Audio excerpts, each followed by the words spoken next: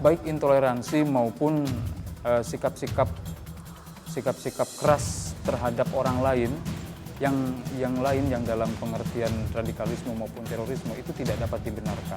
Artinya sekecil apapun sikap intoleransi itu harus sesegera mungkin direspon agar tidak menyebar kepada orang lain, tidak semakin masif.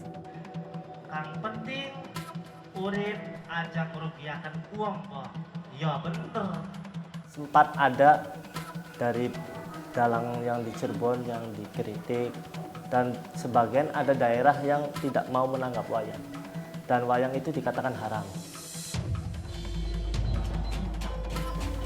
Sebetulnya kalau digali, wayang ini media Islam, syiar Islam.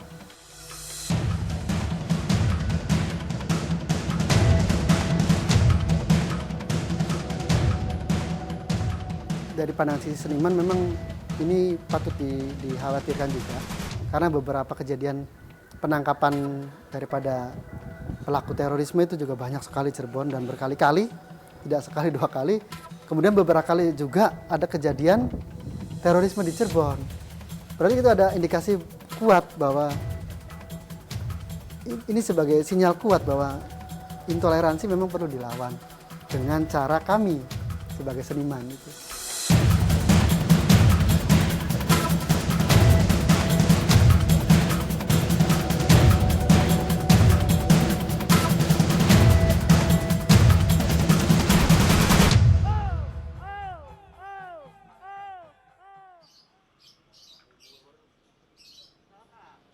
Mohon bantuannya Pak Roman dan Pak Tajwid untuk mengajak serta teman-teman di gedung sana ini untuk membersihkan tajuk, gitu. Ya, ya.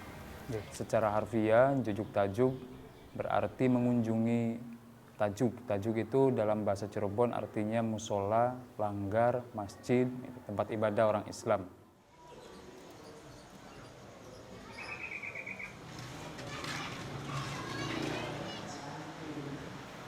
Sementara dalam praktiknya, jujuk tajuk itu ada dua kegiatan besar yang kita laksanakan. Yang pertama adalah pagelaran seni dan budaya di 8 desa, di 8 kecamatan se-Kabupaten Cirebon. Kemudian kursus kebudayaan juga sama di 8 desa, 8 kecamatan di Cirebon itu.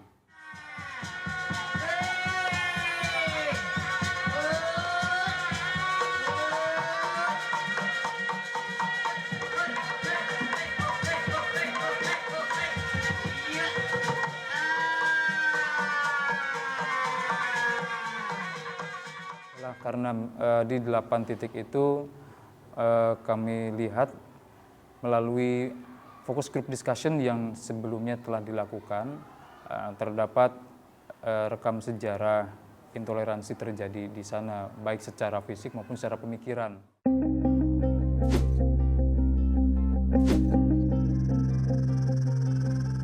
Situasi tersebut tidak lepas dari atmosfer nasional. Ketika di nasional beberapa tahun belakangan ini mengemuka sekali adanya pertentangan-pertentangan intra umat beragama, ya, maka di Cirebon pun juga sama terimbas demikian.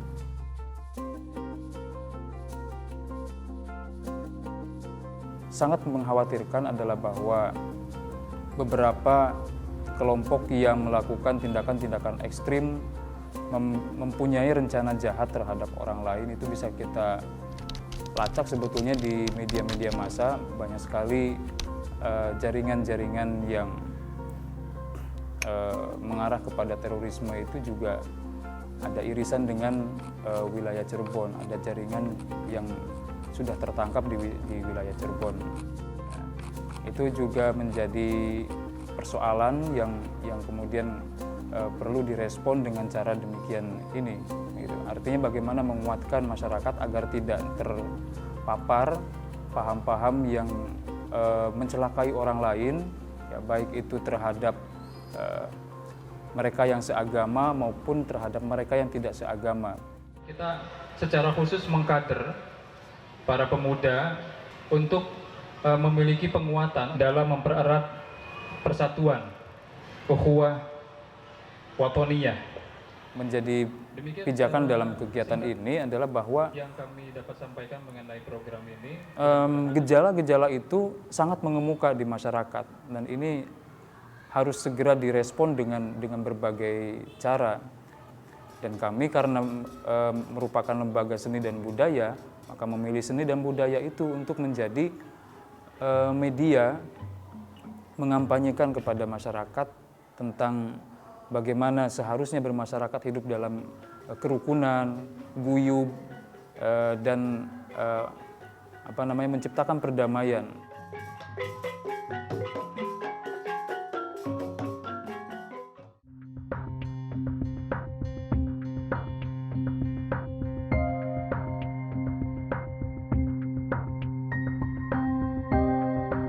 Profesor, Direktur Lembaga Riset Luar Negeri Tiongkok. Dia bernama Profesor Wang Ming. Di dalam literatur Cina, Cirebon itu disebut Qingliwen. Qingliwen itu artinya apa? Sumur yang jernih, sumur yang berisi pengetahuan. Masyarakat Cirebon itu sejak masa dahulu adalah masyarakat yang terbuka, toleran, dan majemuk. Ditandai dengan berbagai etnis, berbagai agama yang tinggal di Cirebon, hidup berdampingan di Cirebon sejak lama, dan peninggalan-peninggalan bersejarahnya pun juga masih bisa kita saksikan sampai hari ini.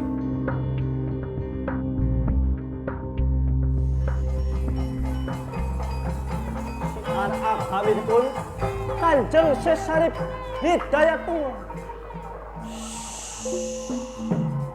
menyebarkan agama Islam dan tanatnya menyebarkan agama Islam.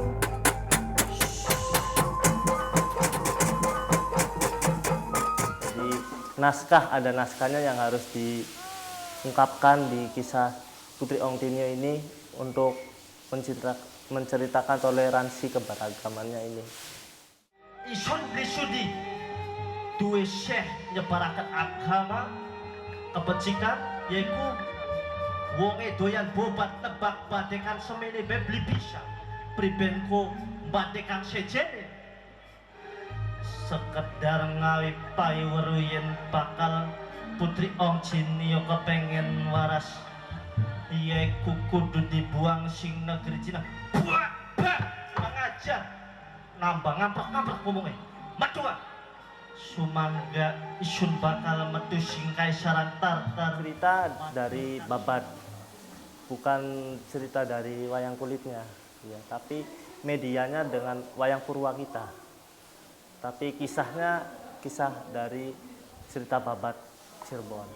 Diceritakan Putri Ong Tinio wis kepanggih, wis ketemu yaitu setelah Sunan Gunung Jati siar agama di Cina dan Sunan Gunung Jati keluar dari Cina, Putri Ong Tin mencari Sunan Gunung Jati dan datanglah di Cirebon.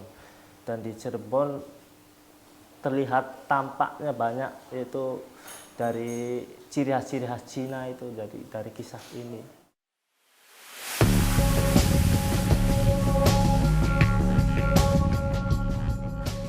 Bahkan kan di sini sendiri kan seperti ada situs Sunan Gunung Jati dan di situ kan ada makamnya Putri Ong Tinio dan banyak itu yang berziarah bukan hanya orang Islam tapi orang Tionghoa sendiri pada beribadah di situ dan tampaknya kan masyarakat Gunung Jati juga tidak melarangnya bahwa itu bukan Islam, kenapa kamu ziarah-ziarah ke sini?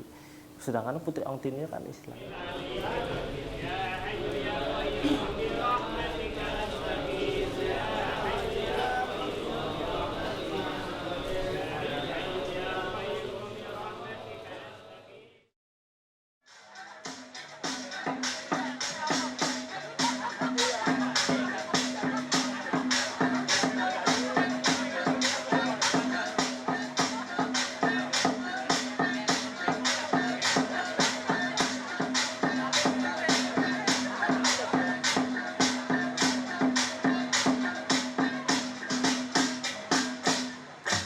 Kalau tari Ronggeng Bugis sendiri sebenarnya adalah representasi daripada pasukan Telik Sandi era Sunan Gunung Jati.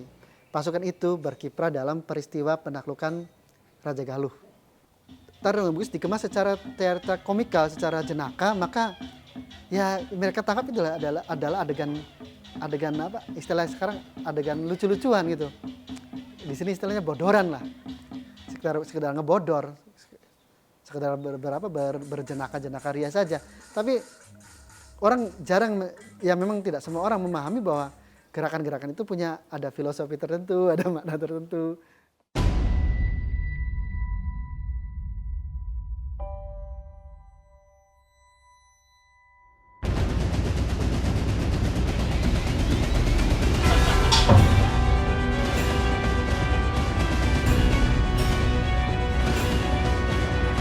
Kalau di dalam gerakan mungkin dalam itu ada yang gerakan begini kan, ada yang gerakan gini ya. Nah, gerakan begini itu bukan say hello goodbye, kiss bye, bukan kiss bye, tapi sebenarnya adalah itu gerakan yang menggambarkan kalau ada pesan-pesan dalam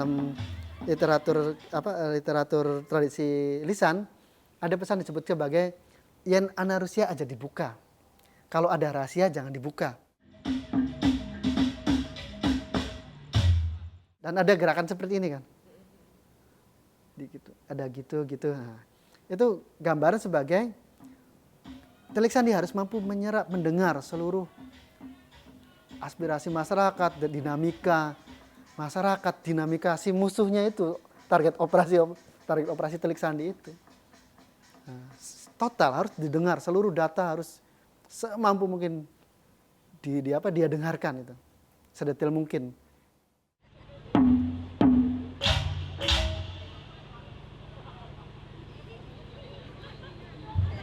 Oh, alon. Apa ya Kang Alon? Nah, ada lagi gerak yang mungkin seperti itu yang gitu. Nah, itu kalau dalam tradisi disebut sebagai kalau di sini ada disebutnya anurungu dirungu. Ada satu yang bunyi atau yang terdengar itu harus didengar. Nah, kalau ini konsep ini yang melengok begini, anu deleng dideleng.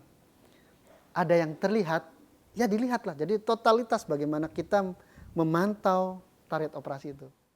Pasukanku kemana ya? Pasukan? Emang Senok mini gawa pasukan? Ya kan saya ditunduk jadi komandan malam ini. Iya. Ini pada kemana ya? Mendi. Coba, ada yang tahu ibu-ibu? Takon. Bapak. Nih Pak, aku nyacak takon. Aku mimiku anak Kang Beruglia. Saya bilang bahwa ada ana rungu dirungu, ana deleng dideleng gitu ya. Ana rusia aja dibuka. Sebenarnya nilai-nilai itu bisa diimplementasikan dalam bidang apapun. Ketika ana deleng dideleng, kita kan nggak dalam kita lihat di latar belakang kita. Itu kan yang kita lihat adalah sesuatu yang berbeda daripada yang kita lihat sehari-hari sebagai seorang muslim. Posisi saya sebagai muslim, itu kan berbeda. Ya kita lihatin aja, biarin aja. Karena memang masing-masing punya hal berbeda, pandangan berbeda, dan kita nggak bisa nyampurin lah hal-hal seperti itu.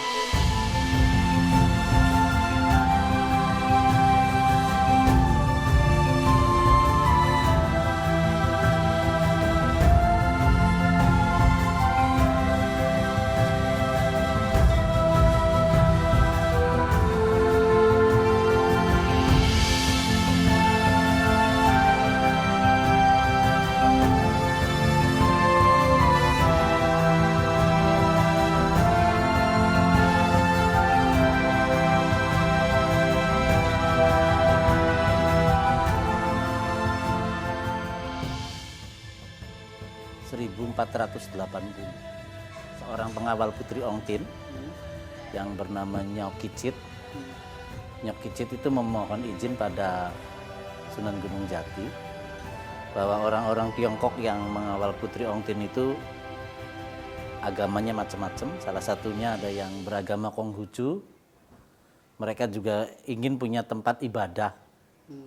Dan Sunan Gunung Jati bukan cuma mengizinkan, tapi memberikan satu pilar diposisikan di tempat yang paling tinggi. Ini dihargai, dihormati oleh Muslim, oleh Tionghoa dan seluruh masyarakat di Cirebon ya. Jadi sebagai tiang pemersatu, Iya, tiang pemersatu. simbol. Dan perlu diketahui juga bahwa wabil khusus seni yang hidup dan lestari di Cirebon itu tidak lepas dari peran para ulama terdahulu yang menyuntikkan pesan-pesan keislaman di dalamnya, pesan-pesan kemanusiaan di dalamnya. Yang ini kalau kita gali menjadi harta karun buat kita, bahwa sebagian ada yang memperlakukan kesenian-kesenian tersebut sebatas hanya tontonan belaka. Sementara di dalam kesenian-kesenian itu juga terdapat tuntunan yang apabila digali itu bisa berguna secara positif membangun identitas dan karakter warga Cirebon itu.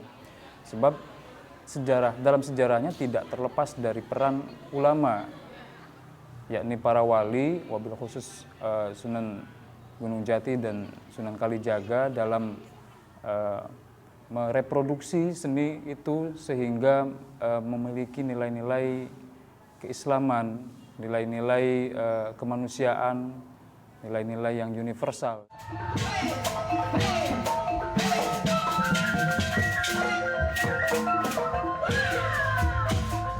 Apabila digali lebih dalam, maka kita akan menemukan di dalam kesenian-kesenian itu terdapat nilai-nilai toleransi, keberagaman, juga keterbukaan, yang itu merupakan sesungguhnya watak orang-orang Cirebon sejak masa dahulu kala.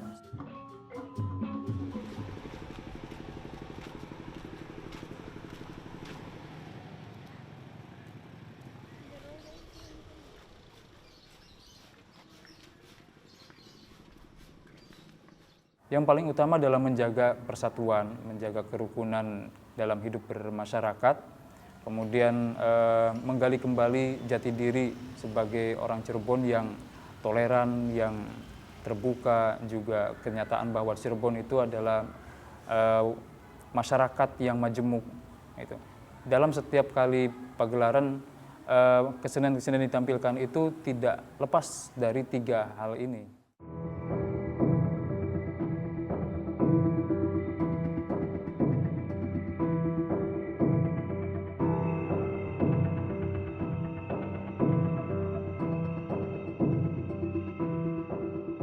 Seni bela diri itu menurut kelompok kami jelas mengandung nilai kasih sayang. Walaupun kita tahu sendiri seni bela diri itu yang kita lihat adalah dari kekuatannya. Tapi kekuatan itu kita tujukan bukan untuk beradu siapa yang kuat di antara yang kuat, tapi untuk melindungi yang kuat kepada yang lemah. Banyak sekali pergeseran-pergeseran paradigma di tengah masyarakat merespon keberadaan seni dan budaya itu. Ya misalnya mengharamkan, karena kesenian tersebut diharamkan oleh kelompok tertentu di wilayah tertentu, sehingga lambat laun tidak ada yang meneruskan, tidak ada yang menggemari kesenian-kesenian itu, yaitu bisa jadi demikian. Aja wong sing ngomong kafir tulis enake dhewe. Nafsi bae. Wah ya bener Pak kamu kono. Ya iya kaderku perkara dikubur to manjing surga dewe ya. Iya, kader batu sih yang anggar mengkono niku tergantung individuale lho. Ari wongku apa jare wong bae simbok. Ya nggih, ya mengkono wongku apa jare wong bae. Yang penting kita itu saling menghormati. Hormat, gerak. Tegak, gerak. Kenapa Ji? Wayang itu haram. Sebetulnya bukan wayangnya yang haram, tapi orangnya yang bikin haram. Jadi seolah-olah, di wayang ini penontonnya banyak yang mabok gitu. Sedangkan kan tapi itu orangnya sendiri yang salah. Jangan menyalahkan wayangnya. Yang penting wongku saling hormati. Apa maning ning Cirebon ki ya dudu wong Islam bae. Jadi urip rukun bebarengan. Ngerti mbok sembok? Jadi saya mengemas yaitu sebuah musik kontemporer, gimana caranya mencetak generasi penonton itu tertarik, khususnya anak muda. Ya harapan saya sih agar lebih majulah kesenian kita gitu, dan mencetak generasi muda itu menjadi seniman dan mencetak penonton untuk meminati acara ini. Ya dengan cara begini mencetak penonton, meyakinkan bahwa kesenian ini ya bukan haram, bukan kesenian haram.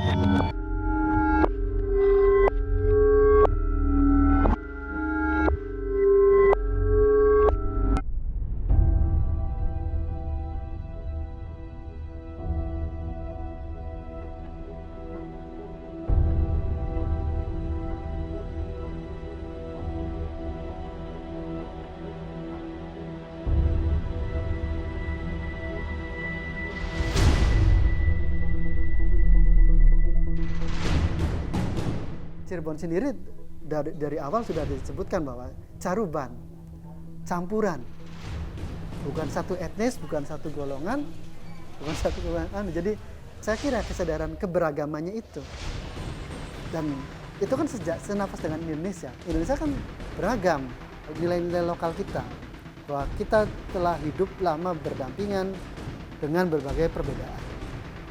Jadi seandainya akar apa yang terjadi di luar sana, di luar Cirebon, terjadi pergesekan dengan alasan perbedaan apapun, tidak sebenarnya itu terjadi di Cirebon.